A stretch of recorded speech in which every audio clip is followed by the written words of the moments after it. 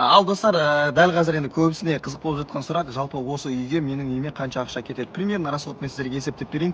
Дәл қазір енді осы жұмысқа дейін айтайын, әзірге ары қарай алдағы видеоларда айтатын боламын. Дәл қазір фундаментке примерно 3 миллион 200 кетті. Жұмысы, материал, арбет доставкасы бар, фундамент құйылуы бар. Мына жаққа топырақ алдыртып жатырмын. Примерно топыраққа 350 мың теңге дәл қазір ақша кетті.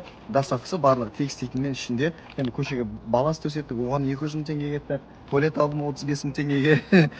Ішін сылатты, майда шүйде заттар дәл қазір жалпы құр фундаменттің өзіне кеткен ақша примерно 4,5 миллион теңге ішін толтыру бар, анаусы бар. Енді кірпіштің ақшасын төлеп қойдық, ағаштың ақшасын төледік.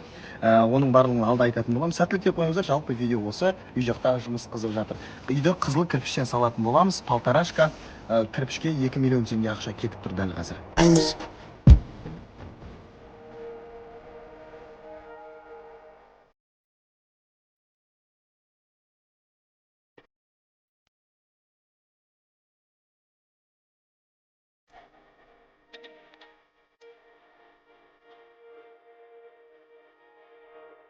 Басқаларды білмеймін, өзімнің нем, менімен бірге жұмыс істеп жатқан, менің үйімді салып жатқан жігіттерге қолымнан келгенше осылай той сойып беріп, құрда жасап, осы жігіттерге жақсы қарасаң, жігіттер де сенің үйіңді ас үй мықты қылып салып береді.